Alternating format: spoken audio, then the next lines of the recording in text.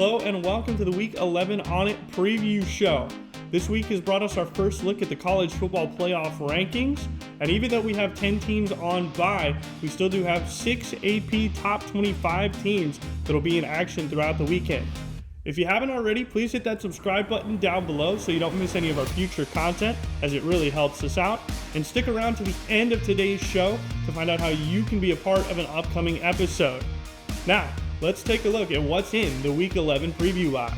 What's in the box? The Week 11 ONIT preview box brings our locally sourced but nationally relevant headlines for all of our ONIT teams, including the two huge ONIT versus ONIT matchups that we have coming up this weekend.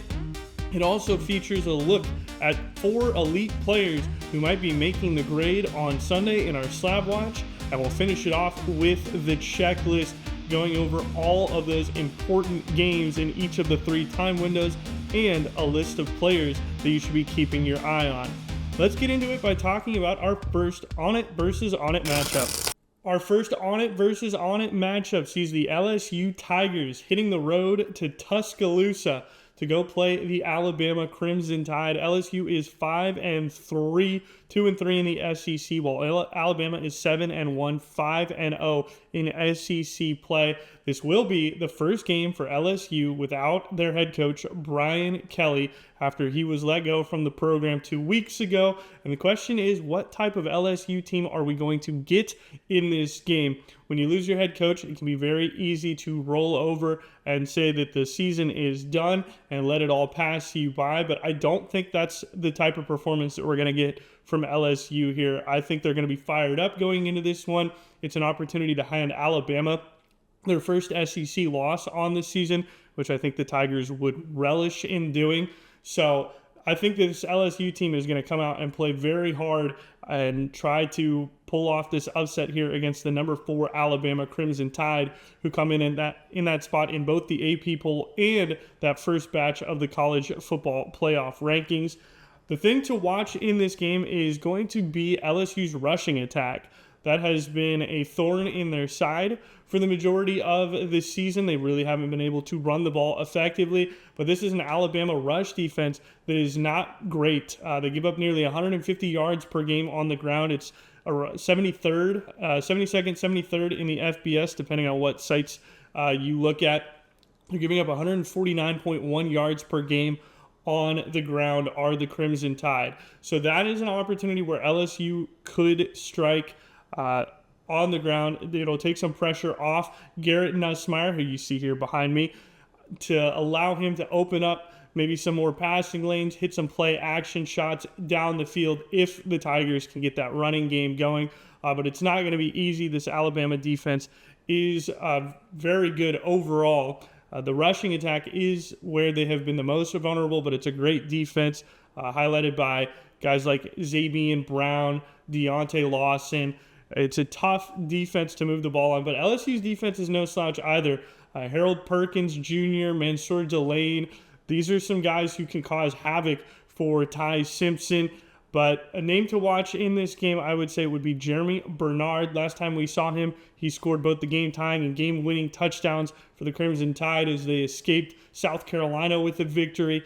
He's become an all-purpose threat through the air and on the ground for the Crimson Tide, and he is a nightmare matchup for most defenses. So we'll see how Alabama deploys him, and if he can help take some of the pressure off of Ty Simpson going against what is a very good Tigers defense. This game will be at 7:30 on ABC, so if you have YouTube TV like I do, it looks like we might still be out of luck. I know that's probably infuriating many of you out there, like it is for me, as we can't watch our college football, but hopefully an agreement will be settled. But if you don't have YouTube TV, again, this game will be on ABC 7:30 on Saturday night under the lights in Tuscaloosa. Our ONIT game of the week takes us to Columbia, Missouri, where the Missouri Tigers will be hosting the Texas A&M Aggies. Texas A&M, number 3 in the AP poll, number 3 in the college football playoff rankings at 8-0 and undefeated at 5-0 in the SEC as well. come in to take on the 19th ranked Tigers in the AP poll and 22nd in the college football playoff rankings. Missouri at 6-2, 2-2 in the SEC. They are without their starting quarterback, Bo Pribula, but Ahmad Hardy is still ready to roll for Missouri as they have everything to play for, looking to make a statement win to the committee if they could hand Texas A&M their first loss of the season. Something Missouri hasn't done since the 2010 season is beat a top 5 ranked AP opponent. That opportunity presents itself to the Tigers right here. It'll be a 3:30 kickoff from Missouri. In Texas A&M, Marcel Reed has been unbelievable this season, getting it done both through the air and on the ground as one of the phenomenal dual threat quarterbacks in the country this season. It'll be one to watch as Matthew Zollers is going to be making his first career start as a freshman against this Texas A&M defense led by Cassius Howell. So the quarterback advantage, you have to say, goes to Texas A&M as Reed has been the starter in every game this season. He's been phenomenal for the Aggies. So a huge experience boost could be the X factor here in this game. But the Tigers have a very solid defense. They have shut teams down on the ground this season, managed to limit what Diego Pavia did in their loss against Vanderbilt. So if they can contain Marcel Reed to the pocket, maybe forcing it into some bad decisions, Missouri might have the opportunity with the ball in Zoller's hands to make something happen, or they can try to lean on Ahmad Hardy, one of the best running backs in the country. He's been on a bit of a slowdown recently, has struggled to find his footing running the football, but this is an opportunity for him with a freshman quarterback to try to take some of the load off of Zollers here and really carry Missouri. Speaking of running backs, Texas A&M getting some good news. It sounds like Le'Veon Moss is going to come back. It doesn't look like he's going to be back in time for this game after missing the last 2 games with an ankle injury, so he looks like he's on track to miss his 3rd straight. But the training staff and the coaching staff are saying that they don't think it's season ending for Moss. So that could be another huge boost. Again, does not seem like he's going to be here this weekend. That'll be another huge boost for an already undefeated Aggie team to get a stud running back like Moss back in the fold and back in the running back rotation. So things looking up for the Aggies, but they've got to take care of this test. They remain undefeated. Can we say the same thing on Saturday? It'll be a 3:30 kick on ABC. Once again, if you have YouTube TV, it looks like we're out of luck for the time being, but maybe, fingers crossed, the deal will get done. If you do have access to the ESPN and Disney family of networks, though, ABC 3:30 on Saturday. Can't wait to see this one, our ONIT game of the week. Mentioned that we have 10 ONIT teams on bye in the intro, but still plenty of squads that'll be taking the field to play this weekend, starting off with number 1 Ohio State. They come in the top spot in both the AP poll and the college football playoff rankings. They are at a Purdue squad that just gave Michigan a bunch of fits in Ann Arbor, but Ohio State has been able to walk all over every team they've played this season, and this one looks like another opportunity for them to do that, especially with their potent receiving core of Carnell Tate and Jeremiah Smith.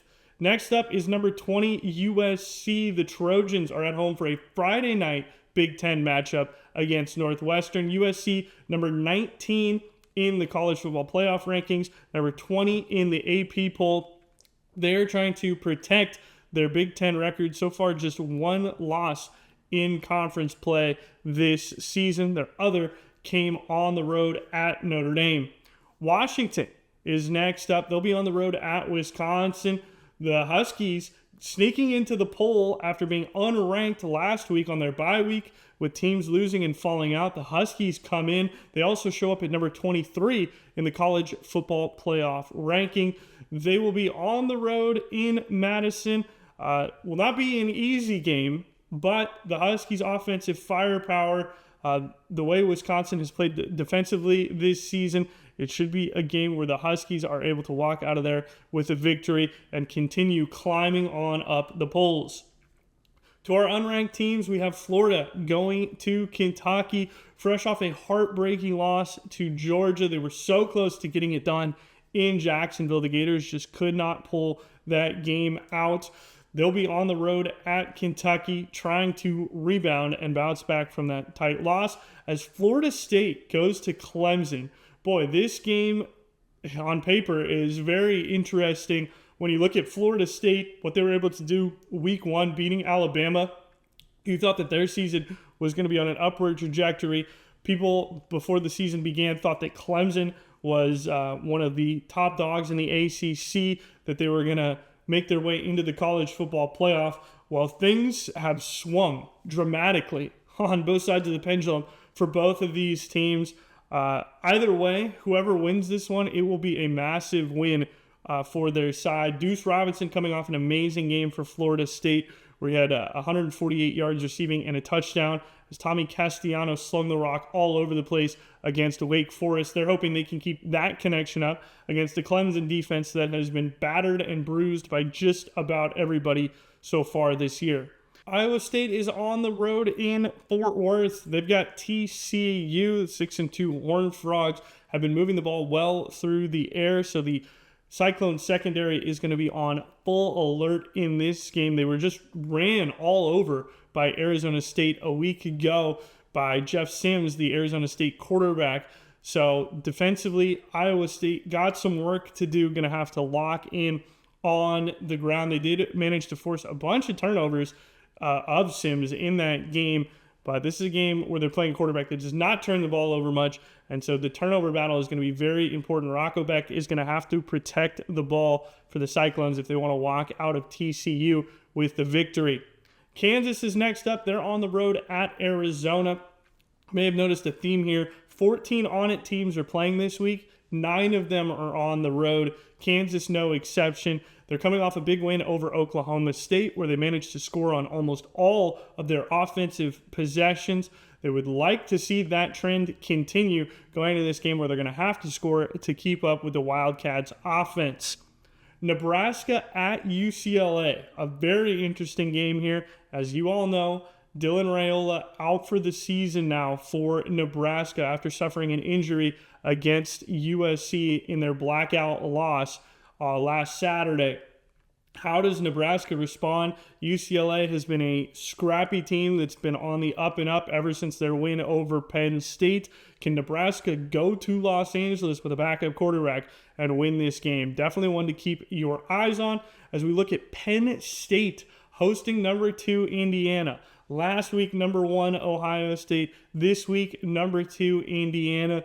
The Hoosiers come in ranked in the number 2 spot in both the AP and the college football ranking. Penn State outside of the top 25. Season has obviously been on a downslide. That loss to Oregon was the catalyst that has completely flipped the script on Penn State's season. But they did play Ohio State tough last week in the first half. They just ran out of juice in the second half. Indiana has been blowing teams out left and right. They've blown the doors off of pretty much everybody on their schedule, aside from Oregon and Iowa. Can the Nittany Lions find a way to move the ball offensively to keep up with Mendoza and the Hoosiers offense? Not sure yet, but we'll find out this weekend. And lastly, West Virginia, off of their huge win at Houston, get Colorado and Deion Sanders buffs. This is a game at home for West Virginia against a Colorado team that is struggling. Should be able to pick up another win here. Colorado has just announced that they're going to a freshman quarterback.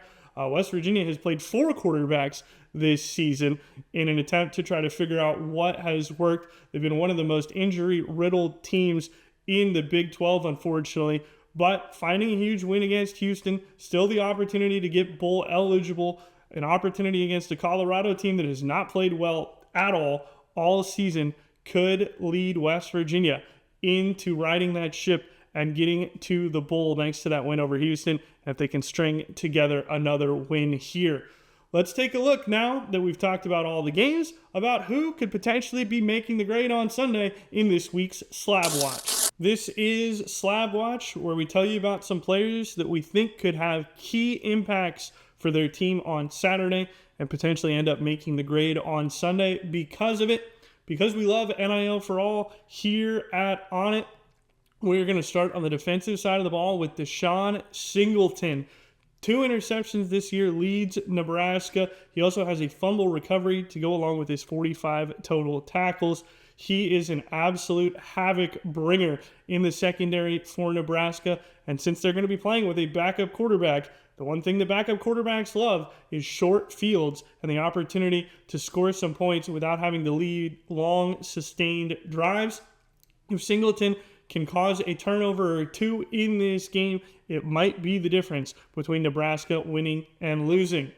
Over on the offensive side of the ball, let's talk about Jeremy Bernard for the Alabama Crimson Tide. Last time we saw him one of these segments, he was our Gem Mint 10 performer for his 2 touchdowns against South Carolina, and he has become a dual-purpose weapon for Alabama, averaging 6.3 yards per carry. He's their leading receiver with 526 yards. He scored 8 touchdowns, 6 through the air, 2 on the ground.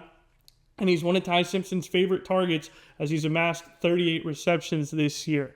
He'll be a key piece of the offensive puzzle for Alabama as they try to take down LSU at home in Tuscaloosa this weekend. Back over to the defensive side of the ball, let's talk about the Ohio State Buckeyes and Caden Curry, who leads the team with 7 sacks. He's got 37 total tackles as well this year, and for the heck of it, he even broke up a pass with pass deflection and recovered a fumble. He has been all over the field for Ohio State all season long as they go into their matchup with Purdue. We highlighted Derek Moore from Michigan.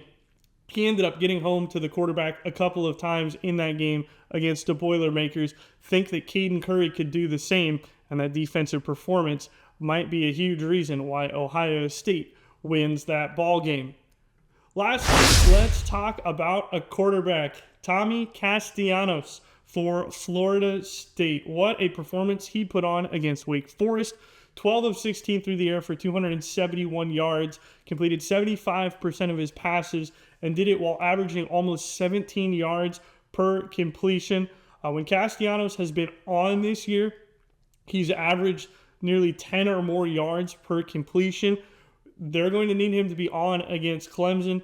The defense for Clemson has been leaky through the air throughout the season. So this is a spot where Castellanos can find himself completing those big chunk plays, racking up the explosives for Florida State, and maybe leading them to a victory on the road in Death Valley.